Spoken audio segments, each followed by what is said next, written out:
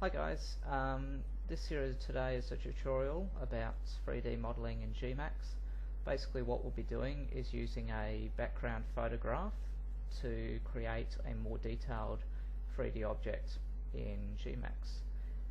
Now what we'll be doing today is a landing light, well actually a taxi light. This here is an image that I just pulled off the internet. It's a fairly generic sort of light, but you can see that there are a number of different details in here that we can look at modeling. Obviously we don't want to do too much, we don't want to do all these screws and things, because of the fact that that's just going to add massively to our poly count, and on top of that you're not really going to notice that. But these different undulations, I guess you could call them, in the actual pole part of the light, that you can most definitely see, and that's one of the things that we're going to look at modeling. The other thing that can be tricky when making objects is trying to gauge approximately the right scale. So that's one of the advantages of using a background image, because it just makes it a lot easier. Now what you can see here is that this image is actually not quite straight, so what we're going to do is bring it into GIMP.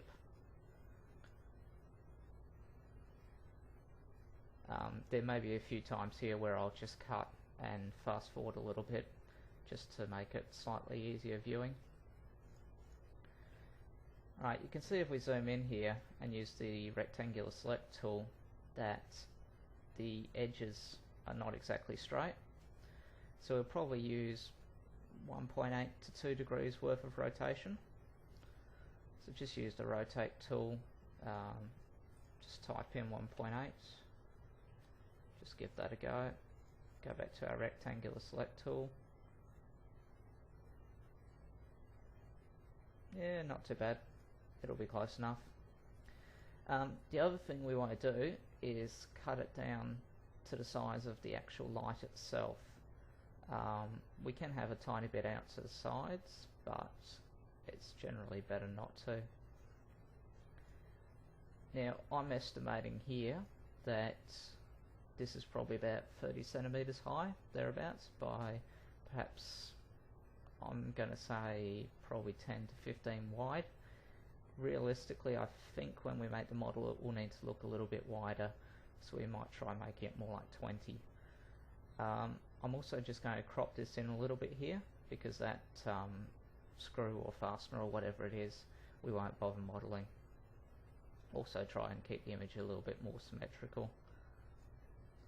Alright, just go image, crop to selection, and export it as something. Call it MB taxi light. I've already called something blue, so we'll just call it HD white. I'll eventually change the textures.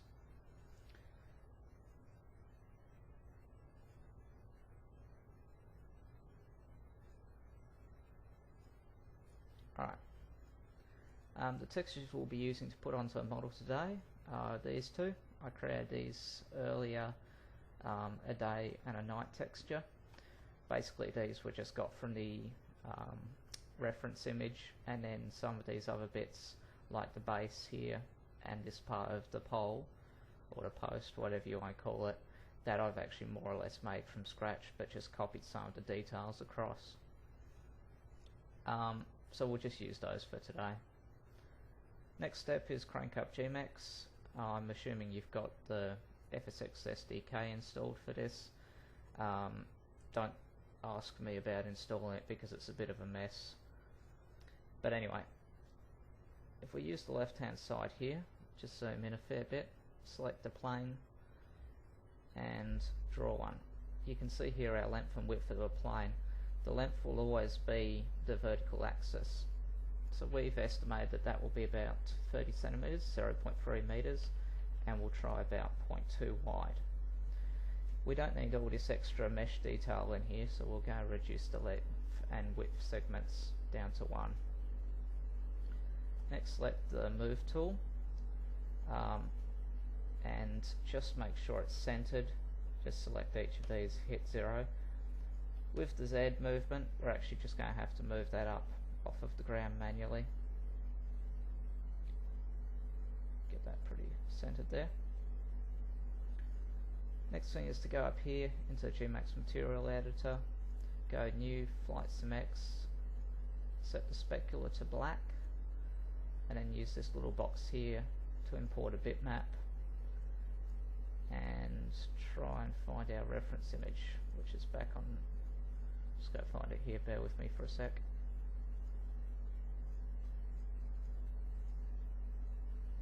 Okay, hit this little blue and white box here and hit apply. Won't see anything happen initially, but if we go right click, smooth and highlights, you'll see that there's our image. Also make sure you hit texture correction. It's not so obvious on these side-on views, but in the 3D view here is where you'll really notice it. This is a pretty small object, so it's not too bad. What we want now do is just adjust our parameters to get it looking about right for what we want. Okay, that looks reasonably good there. So here what we've got is a reference image that we're going to start building our object from.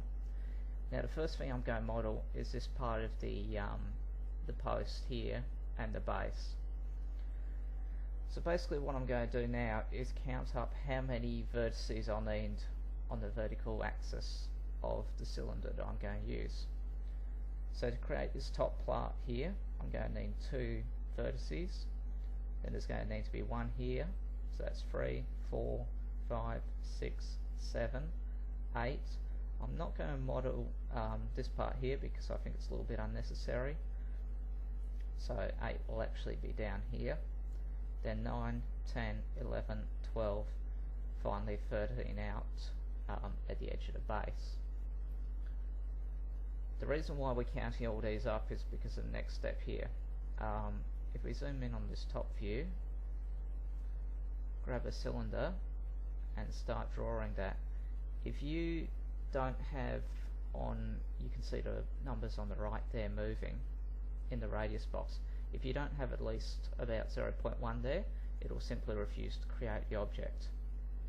So what you do is you just bring it up, select how high you want the object to be, and then just bring this down to roughly what width.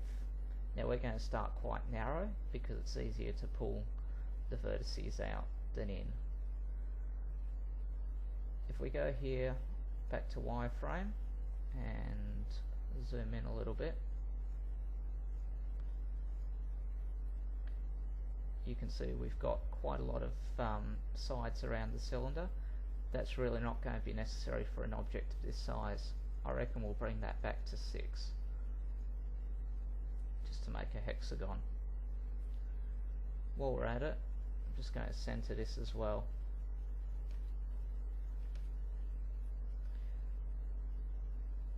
Now what we want to look at doing is adjusting the amount of height segments that we have. What we need is 13 vertices along this edge here. To get that, usually what we need is to have 12 height segments, and then just go down and count them. Vertices are the points where multiple edges meet. So there's 1, 2, 3, 4, 5, 6, 7, just under the arrow there, 8, 9, 10, 11, 12, 13. Alright, now what we want to do is go over here, go to smooth/highlights, make sure that we've got the correct object selected, right click, convert to, this sometimes happens, convert to editable poly. Now what you want to do is select the vertex tool here, and you can see it's highlighted all of the vertices on this particular object. So we can zoom in on the top as well, and you can see where there's basically a dot, which is a vertex on every joint between every edge. So what I want to look at doing now is scaling it to a size which we can work off. So we're just going to drag a box around everything. Use the second scaling tool in the list here. Make sure that you've only got one of these arrows highlighted, and then reduce it down to what you think will be a workable height.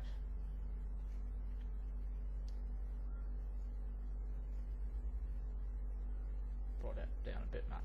Try that. Alright, now what we want to do is we basically want to move each of these vertices into the right place.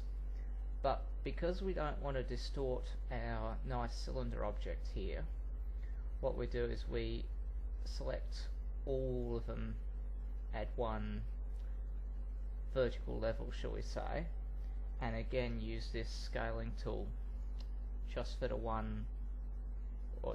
two axes, X and our, sorry, that's not correct. Try that one. There we go. So you can see in the top image here, we are scaling it evenly, but in our bottom image you can also see that there's no vertical movement of these vertices. So we scale it out to a size that we think is going to be about right. Just move them up into where we want the top of the base plate to be. Do the exact same thing with the next layer of vertices.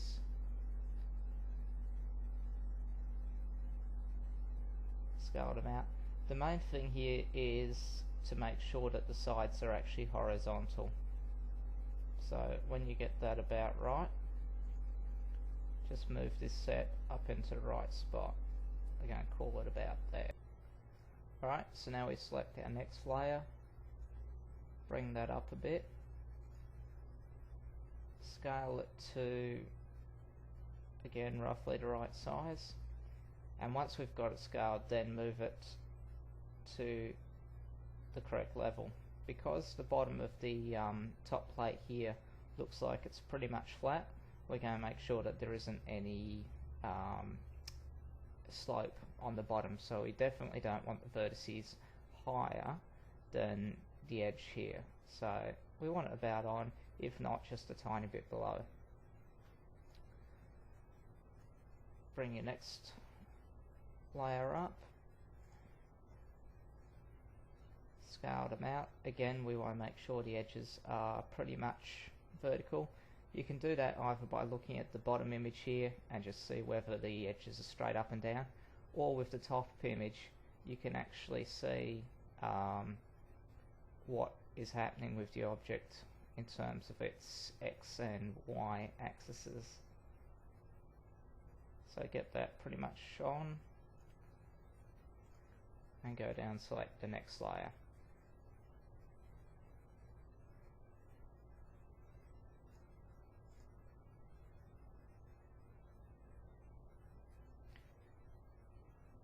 Now you can see what's starting to happen here is that the image is still not quite square. So we'll leave it just for the moment, but when we get down onto the finished part, what we'll actually do is move the background image slightly to work better with the object.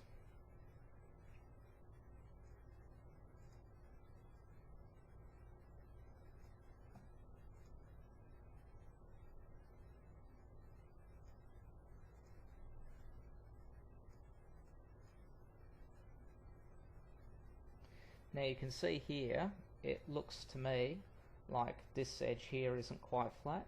So what we'll do is we'll just pull these down a bit so that the lines are approximately parallel to the lines on the image. May have to adjust this a bit once we get the correct scaling. There we go, that looks pretty good. And remember, we're ignoring this part here, so we're actually going to move all of these vertices down just a little bit, make it a bit easier for us. Move that up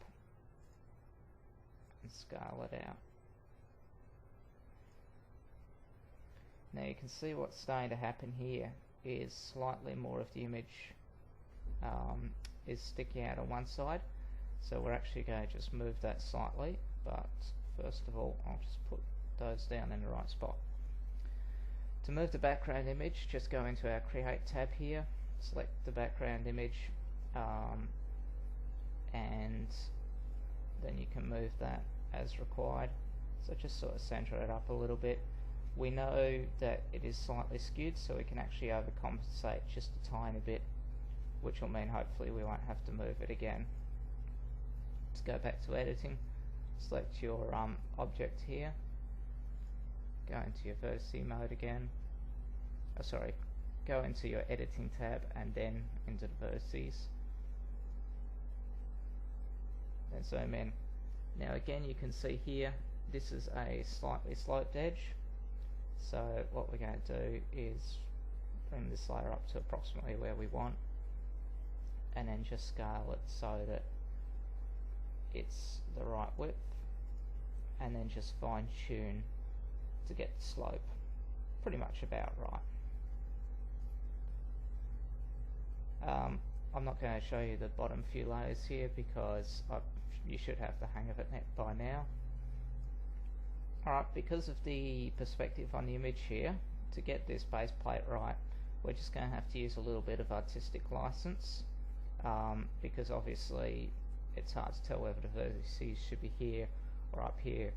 So what I'm going to do is go sort of somewhere in between, scale them out. I'm actually going to have a slight slope on the bottom of my plate, get them to approximately the right width, and again you can see the background image just doesn't quite line up perfectly, but guesstimate roughly where it should be and drop them there.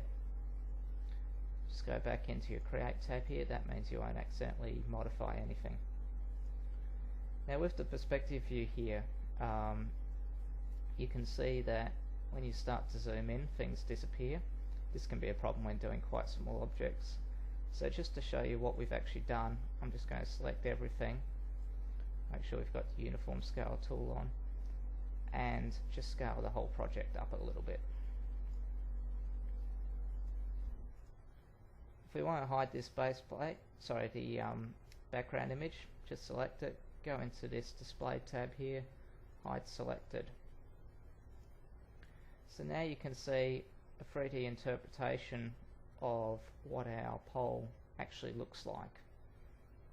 So what you can see here is we've created all of these edges here, and because we've used a cylinder and been selecting all the vertices in each level or each layer, what's actually happening is that it's being scaled uniformly so that we still get this nice cylinder shape.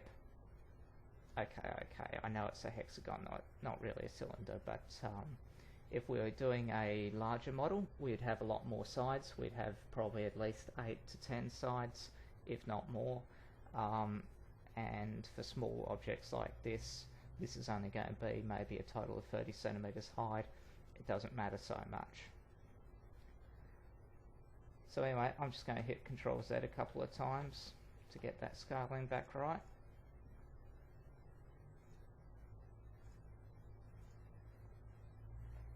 Right, next thing we want to do is create this top light fixture here. So what we're basically going to do for this is much the same sort of process. Count out how many vertices we'll think we'll need. So I'm just going to go 1, 2, 3, 4, 5 and have a flat top there. So again, go back to the top view, create cylinder, drag it out, make sure the radius is at least 0.1, and just give it a little bit of height there as well. Once we've actually created the object, we can go into Modify tab and reduce that radius back to something that's going to be a little bit more workable for us. Move the object into position, but just make sure you select and hit 0 for the X and Y values. This will make sure that it stays in the middle of the project. Put it there, looks reasonably good, I am actually going to reduce the radius a little bit more because it's easier to pull these vertices out. Go back into our wireframe view, and we definitely don't need that many. Because we want 5 vertices along the vertical axis, we'll select 6 sides, 4 height segments. So there you go, 1, 2, 3, 4, 5. The general rule is that you always take the amount of vertices you want and minus 1. That gives you your height segments. Alright, go back to Smooth and Highlights. Just, we might go into Create tab again here. Just make sure, because we adjusted this background image earlier, just make sure that that stays centered. Looks pretty good there.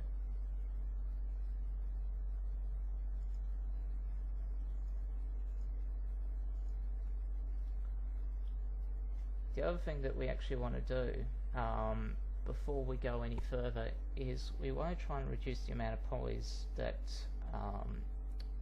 Flight Sim has to draw.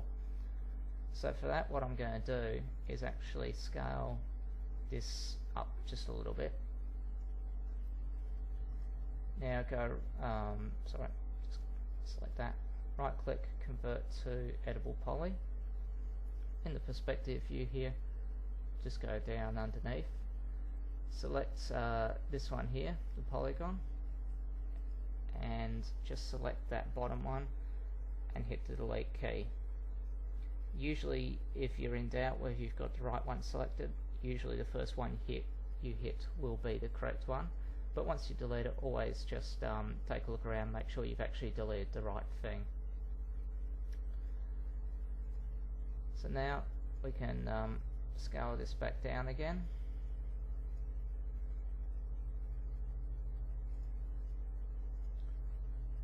And now we can go back into our vertices and look at getting our object starting to look good. Obviously I haven't quite got that background image right, so we're just going to go back into that, move it over to the left slightly. If you get this little cross here, that means you're moving stuff. Whichever axis you have selected here up the top will define which way you can move it. So that's x-axis, y, and z is will be your backwards and forwards. So just get that right.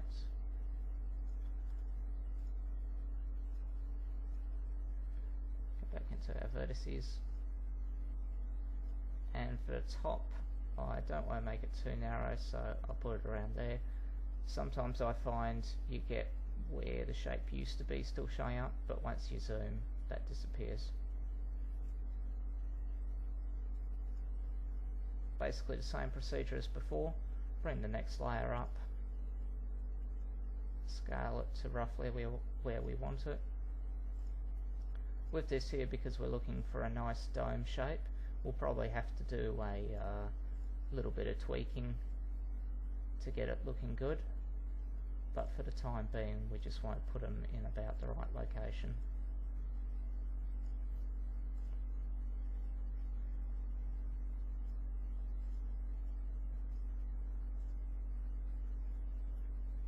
Now these bottom ones, because of shape, I'm just going to make them a little bit wider so that there's a slight tapering. Now I'm not quite happy with this, so basically what I'm going to do is just select each layer of vertices and just tweak them a little bit to get the sort of shape that I'm actually looking for. And this is again referencing the background image, so I think we'll go for something about that. Right, so there's our light fixture on top. Last thing we've got to do is create the base. So there you go, there's the 3D model of the landing light. Alright, this here is an example of what can be done with those sorts of modeling techniques. This is the little gate that I made for Yorkie Island, and everything on here is a 3D model. So it was created with a background image, and every single one of these, I think they're meant to be leaves, is a plane which has been doubled up, and every single vertex has been moved manually into position. So that's just selecting basically one vertex at a time, and using the move tool to line it up with the background image. And then once they're all in place, each one has been rotated to get it to look about right. There are a number of other tools used in doing this as well. The bend tool was used for creating these nice little wavy, I don't know exactly what they're meant to be, but anyway, and things like these slightly bent top of the arch here. And the 3D text was basically a 2D text which then got extruded. So these are some of the more advanced modeling techniques you can use, but fundamentally this would not look the same without the use of the background image and getting everything to look right based on that. So when a lot of people create things like these, they use transparencies and all sorts of different methods, and they basically end up with something that's absolutely flat. This most definitely isn't flat. The result is you get all this nice shading here. So that's one of the nice things about actually modeling in 3D. With the textures, that is literally them there. So there's no trickery in Yedit or anything like that. Everything is basically just raw color textures. Everything you see is made out of an actual three-dimensional model. Now this does have a slightly higher poly count, but fundamentally it's actually not too bad because of the fact that each of these is just a simple plane, so they only have four vertexes each. These are a little bit more complicated than the 3D text obviously is, but otherwise it's actually not too bad. It doesn't cause much of a frame rate hit, or more to the point, I haven't noticed any frame rate hit, and I don't exactly have the best system, so I do generally pick up on that sort of thing. So anyway, that's it for this tutorial. I have also produced, which should hopefully come online fairly shortly, a follow-up one which goes through the actual texture mapping. I won't be looking at the actual texture curation, just the actual mapping of it, and then we'll chuck it into Flight Sim and see how it looks.